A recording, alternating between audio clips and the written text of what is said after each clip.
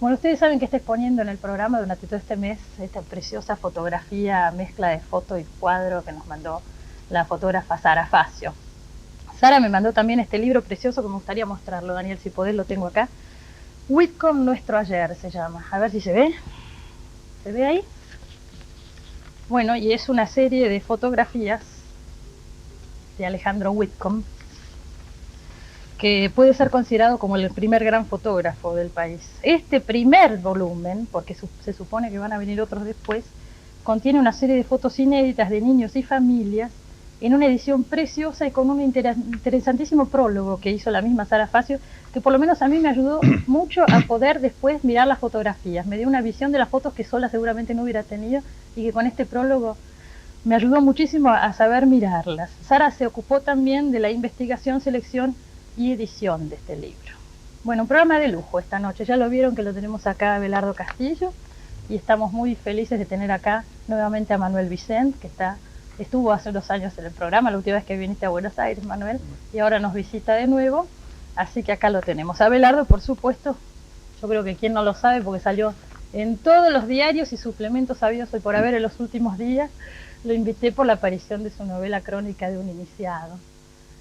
Y te voy a preguntar algunas cosas, no puedo evitar que ya te preguntaron en los diarios, pero por ahí alguien no las leyó y aparte me interesa que lo vuelvas a contar. ¿Cuántos años en la preparación de esta novela, Belardo?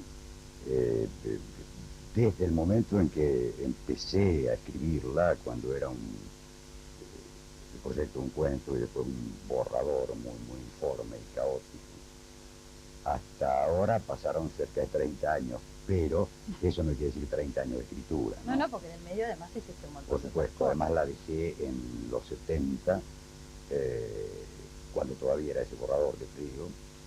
La retomé en el 75, en el 76 más o menos. Ya expliqué incluso los motivos. Fue cuando la dictadura...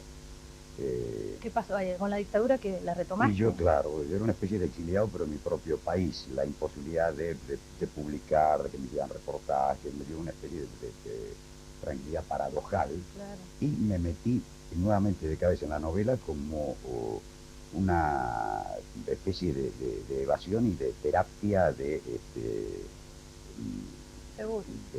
auto salvación, ¿no? Y ahí me di cuenta que sí, que la novela era posible. En los 80, bueno, escribí el que tiene sed, porque... Pero el que tiene sed sería la continuación de este. El que tiene Fue sed, al revés la cosa. teóricamente... Vamos a aclarar para el que no las leyó. El que tiene sed, teóricamente, es la continuación de esta. El final de esta sería el que tiene sed. El mismo protagonista, claro, pero en la primera, en la que salió primero por lo menos, tiene 10 años más. Claro, tiene 10 años más. Es como una continuación al revés. Es una continuación al revés. Mi propósito es que se lean tal como fueron publicadas. Primero, el que tiene sed, que es donde se termina la historia de Esteban Expósito. Y después esta novela. ¿Y por qué?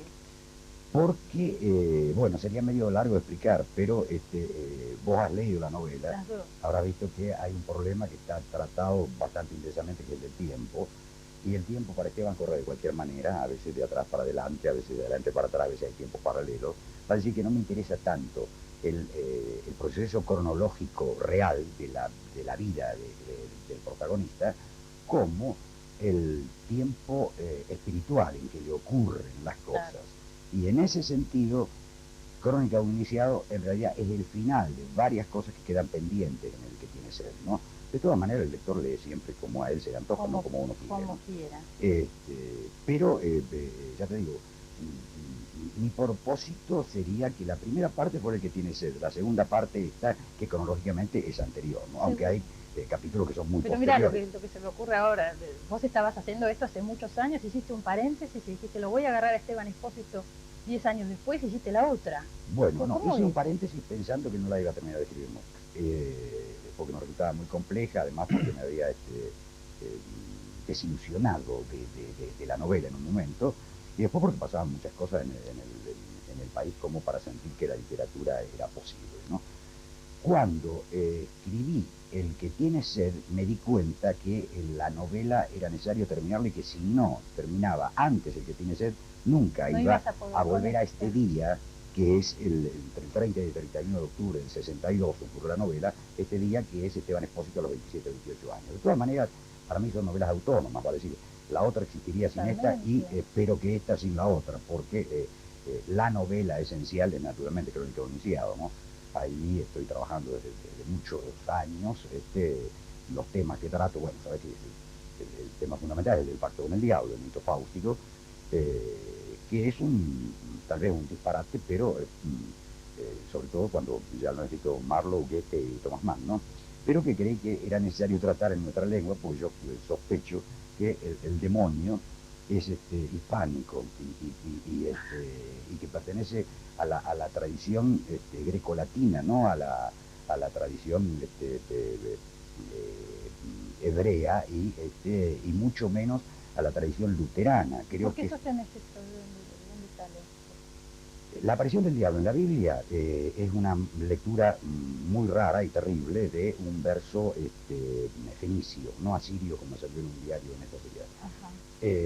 Los griegos que tradujeron, cuando tuvieron que leer de Lucifer, que es el astro de la mañana, lo transformaron en el Lucifer que nosotros conocemos, para ser el demonio. De ahí que el demonio haya aparecido en la Biblia a través de un error de lectura. En la Vulgata, o sea, en la tradición latina, se conserva ese error. Y el latín y el griego son los orígenes de nuestra lengua. Además, para saber que España está endemoniada más o menos de su principio, no se necesita mucho, ¿no? Incluso, fíjate vos, ahora nos va a decir el señor en los hermanos Karamazov, donde aparece también una conversación con el demonio entre Iván Karamazov y el demonio, uno de los capítulos más intensos y más inolvidables del libro, es el Carmen Inquisidor, que eso ocurre en Toledo, ¿no? Es decir, que la tradición hispánica está muy cargada de lo demoníaco. Por eso elegí Córdoba, la ciudad más española y más católica del país, para que aparezca el demonio, porque el demonio pertenece a la teología. Si lo sacás de la teología no existe. Entonces, el único lugar en Argentina en que podía aparecer era en una ciudad católica como Córdoba, ¿no? Vos tenés una formación católica muy fuerte, ¿no? Sí, por supuesto. Sí, yo pensaba ser sacerdote, soy ateo, ¿no? ¿Sos ateo? Sí, como muchos que han pensado ser sacerdotes. Nos daría tema para otro programa, eso, cómo se da esa evolución, realmente. Bueno, sí, suele ocurrir, ¿no? De todas maneras, lo que no perdí nunca es una especie de sentido religioso de la existencia, que creo que no tiene nada que ver con el deísmo, ¿no? Creo que el sentido religioso de la existencia es algo que se lleva muy dentro y que es algo así como un cordón umbilical que te une con el universo entero y que no tiene nada que ver con las religiones, ni con las sectas, ni con Dios. Al fin de cuentas, el problema de Dios es un problema de fe, y la fe se tiene o no se tiene. ¿Esta es una novela moral? ¿Vos la consideras como una novela? Creo que es una novela inmoral. Una novela amoral. ¿Amoral o inmoral? Claro, entendiendo por amoral o por inmoral algo que está en contra de la moraldad, de la moral establecida, aquella famosa frase que decía Nietzsche, ¿no? El mal puede ser el bien. Y pienso que toda generación tiene la obligación de fundar sus propios valores. Y los propios valores de una generación son los valores que te impone como antagónicos de los valores recibidos. En sentido estricto, eso es una antimoral, una amoralidad. Aquello que te enseñaron como bueno y puede ser realmente lo malo, y aquello que entendés como bueno hay que instalarlo en el mundo. Soy un escritor existencialista en ese sentido. Pienso que el hombre es el hombre famoso, valuador, el hombre de Zaratustra, el homo de los griegos, el que homologa, evalúa, no el homo de los latinos. Y establecer los valores y elegir a cada paso tu conducta y elegir a cada paso qué es el bien o el mal, creo que es la condición humana. En ese sentido yo te diría que la novela es amoral, es decir, no responde a la moral tradicional. Amoral y tremendamente abarcadora, tremendamente abarcadora. Vos sabés, Manuel, esta novela tiene más de 400 páginas, ¿no? 460, sí. Y yo pensaba en Manuel Vicent, que hizo una declaración hace poquito diciendo que su ideal es la nota corta, acotada, cortísima, y que él querría poner la intensidad de la novela en una nota por ahí de 20 líneas. Explica un poco eso. Bien, es una forma. ¿Y por qué pensás que la novela, para hoy, la novela actual sería eso, el recuadrito en el diario? ¿Es así o repito? Bueno, puede ser, es una opinión. Para mí la narración consiste en sorprender una sensibilidad del momento, una instantánea del mundo, sintetizarla. Y me imagino que retratar o captar toda esa corriente biológica, fisiológica de la sociedad o de la humanidad que pasa, esa torrentera de pasiones, pues, es decir, la desproporción es inmensa, ¿no? Entre el novelista que trata de reflejar todo ese torrente, es prácticamente imposible, ¿no?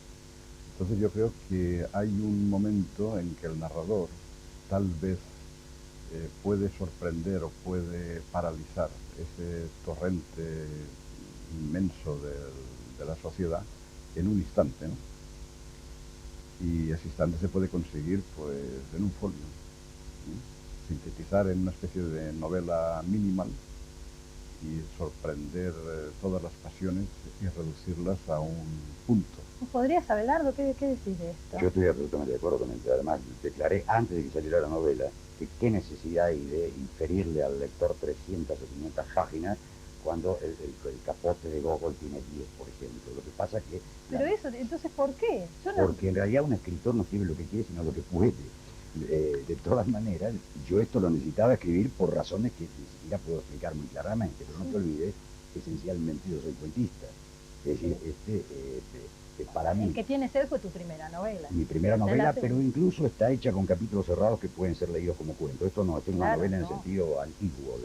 Y creo que el origen de la novela es el cuento. Cuando uno piensa en el Quijote, piensa en una serie de cuentos con un solo personaje que articulan toda una historia, pero en realidad las salidas del Quijote son cuentos, y además que Cervantes era un gran cuentista, lo demuestran las novelas ejemplares, ¿no? Cervantes no hubiera necesitado escribir el Quijote para quedar en la literatura hispánica como uno de los más grandes escritores de nuestra lengua. Coincido totalmente con él. Faulkner decía que está el escritor de primera clase, que es el poeta, el que puede con un mínimo de palabras cifrar el universo. Después viene el cuentista, que dentro de lo posible es el más sintético. Y después el novelista, que es algo así como el gran charlatán de la literatura, el que no puede por menos de 300 o 400 páginas decir que es lo que piensa. Vos sabés que hace cosa de, no sé si 3 semanas o un mes como máximo, vinieron acá Isidoro Blaisten y Dalmiro Sáenz y repitieron esto mismo, dijeron lo mismo que estás diciendo vos de Faulkner. Y agregó Dalmiro, y como última cosa el ensayista, que ya se pone a pontificar porque no puede hacer otra cosa. Bueno, como última categoría. Y creo que eso es muy importante viendo cómo viene de Faulkner.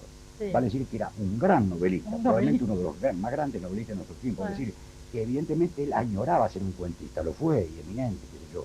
Una rosa para mí que es sin duda uno de los grandes. Ahora, yo no puedo no preguntarte, Abelardo, vos sos un gran cuentista, yo creo que no le cabe duda. Ana, vos has leído alguna vez a Abelardo Castillo, bueno, uno de nuestros mejores cuentistas. ¿Por qué te largaste a la novela? No te digo que un escritor no elige ni sus temas claro, ni su ya forma. Me lo habías dicho.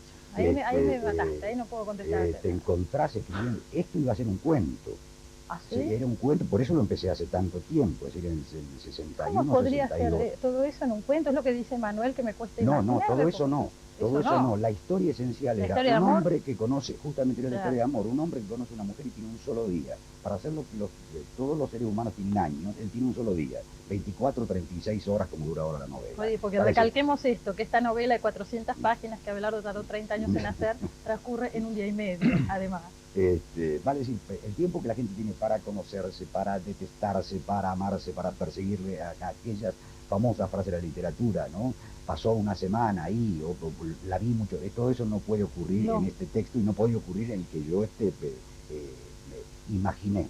Después, naturalmente, la novela fue creciendo y entraron en la novela una cantidad de personajes y un tema que era el tema fáustico que me perseguía desde mi adolescencia. Y me ocurrió lo que suele ocurrir con todos los desdichados que tocan el tema fáustico. Goethe estuvo 30 años para escribir el primer Fausto y tardó 50 hasta que terminó el gran Fausto. Una historia, y Thomas Mann, a los 25, cuando escribió los Buddenbrook, ya tenía el proyecto de su Doctor Fausto.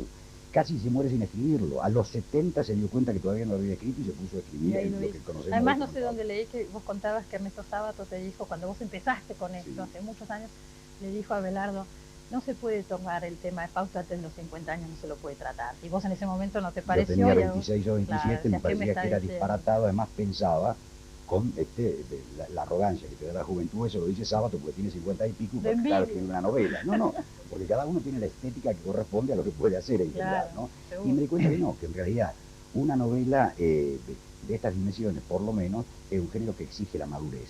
No porque escribas mejor, porque hayas resuelto los problemas esenciales de la literatura. En ese sentido yo creo como Haydn, ¿no? Haydn se estaba muriendo y dijo, venidme a morir ahora, empiezo a entender para qué sirven los instrumentos de viento, ¿no? Con la literatura pasa lo mismo, te morís cuando más o menos estás empezando a comprender qué significa, pero hay ciertas cosas que no se pueden articular hasta que has crecido. Tal vez escribas peor, tal vez hayas perdido la frescura o eso que se llama inspiración, en lo que yo no creo, pero podés articular el mundo de otro modo. Ahora, la dimensión de la novela, ya te digo, es a pesar mío. Terminé de escribir la novela y me puse a escribir un cuento con una alegría que no te puedo contar. Claro, liviano te sentirías. Pero me costaba mucho trabajo, a mí los cuentos a veces me cuestan mucho trabajo, pero creo realmente que si uno pudiera captar los sucesos en 20 líneas, todo lo que está de más de esas 20 líneas, evidentemente sobra. Pascal decía más o menos lo mismo, ¿no? Manuel, vos sabés que ya te lo conté la otra vez que viniste y lo repito porque realmente es una carencia nuestra enorme y lo lamento de todo corazón, pero tus libros acá no son nada fáciles de conseguir. Así que no estamos muy al tanto, yo te sigo las notas que sacás en El País, que son eso, son pruebas concretas y ahí están de lo que se puede hacer con 20 líneas, ¿no? Pero has escrito novelas también. Sí, yo empecé escribiendo novelas y después he escrito en los periódicos, pero sigo escribiendo novelas, sí. Seguís, pese a todas estas declaraciones que yo leía, seguís. Sí, sí. Ahora, tu actividad, ¿qué diferencia habría entre tu actividad en el diario y tu actividad como novelista? Yo creo que ninguna. Es que yo trato de expresarme literariamente en el periódico sin ninguna cortapisa, sin discernir lo que existe debajo del soporte de las palabras, ¿no? Incluso creo que los medios de comunicación, los medios técnicos de comunicación están distorsionando la estética creativa, que me imagino que los creadores, los escritores, tienen, es decir, los medios de comunicación están no solamente potenciando las formas de creación, sino modificándolas, ¿no? Y inclusive la creación escrita. Exactamente. Yo creo que el escribir en el periódico te da, a mí por lo menos, una respuesta rápida del pulso del lector, el circuito entre la creación o lo que te imaginas y la respuesta es prácticamente inmediato. Me seduce mucho que eso que se ha escrito lo vea desaparecer, lo vea al día siguiente en un basurero. Es más emocionante, ¿no? Estás más vivo, estás más dentro de la sociedad, ¿no? Mientras que cuando escribes un libro, pues escribes un libro ante un muro de ojos, ¿no? Y anónimos. La creación describe una parábola, no sabes cuándo ese libro se va a publicar, si va a tener éxito, etc. Mientras que esto, el pulso, el latido del lector lo nota. ¿Cómo piensan en el lector? Después, supongo, al publicar. Mientras escribís no pensás en el lector hablar, ¿o sí? No se puede pensar en el lector, no. Salvo que no seas realmente un escritor. Claro, estás pensando en un éxito. El escritor piensa en sus personajes, en su novela, es ese mundo imaginario que reemplaza durante mucho tiempo cuando está escribiendo una novela, o durante el tiempo relativo cuando está escribiendo una novela. Ahora, cuando el texto ya está, como crónica de un iniciado, o tus novelas o tus artículos, ya está. ¿Qué buscan? ¿Buscan la repercusión? ¿Les duele la crítica negativa? ¿Esperan la crítica positiva? La crítica negativa duele, molesta, ¿no? Por supuesto. Ahora, creo que hay dos actitudes frente a la crítica, ¿no? Una es la del escritor que se la toma demasiado en serio y vive pendiente de eso. En otro país tenemos casos de escritores incluso a los que le ha dolido tanto la crítica que han hasta dejado de escribir. Sí. Y el otro, que sería, el modelo sería Borges o Marechal, ¿no? Y voy a recordar algo que me dijo Marechal hace muchos años, ¿no? Que había que tener mucho cuidado cuando ser escritor con la crítica, porque si la crítica es favorable y muy elogiosa, uno siente que ha hecho las cosas bien, y es como sentarse en un sillón muy mullido, y eso impide escribir. Y si la crítica es desfavorable o de mala fe, uno no es tan perfecto como para apartarse de eso y mirarlo desde la cumbre de Etna, y se siente muy mal y se siente dolor, y eso también impide escribir. Y lo único que debe hacer un escritor es escribir. En ese sentido, yo te digo, para mí la crítica es algo así como un mal necesario. Pienso que todo crítico tiene derecho a opinar lo que quiera del libro, pero me importa más ese crítico sin opinión que es el lector, naturalmente. ¿Cuál sería para los dos? Les pregunto, y con esta pregunta nos vamos porque me están haciendo unas señas por ahí. ¿Cuál es el lector ideal? ¿Cuál es el lector al que ustedes le están escribiendo? ¿Cuál es la mirada que ustedes esperan? No lo sé, yo no pienso en el lector, pero lo necesito. Para mí el lector ideal es ese que necesitas, pero que no sabes quién es. ¿Y Abelardo? Y creo que es algo muy parecido a lo que él ha dicho. Yo agregaría que, lo quiera o no, uno está eligiendo un lector ideal que es un espejo de uno mismo. Que está buscando un lector que entienda exactamente aquello que quiso decir y que ponga la misma pasión en lo que lee que la que uno ha puesto al escribirlo. Y ese es uno, parece que es una quimera, ¿no? El lector activo, como decía Cortázar. Sí, El lector que completa la el lector, uno mismo. Yo quisiera que el lector entendiera lo mismo que entiendo yo cuando escribo. Afortunadamente algunos entienden. Algunos más, ¿no? entienden, ¿no? Otras cosas no. Bueno, muchas gracias por haber venido. ¿Hasta cuándo te quedas? ¿Esta Pues semana? voy a Montevideo y regreso el viernes y vamos para Madrid. Bueno, ya nos veremos y suerte con esta visita. Gracias. Gracias, Abelardo. Hasta la semana que viene. Hasta la semana que viene. Chao.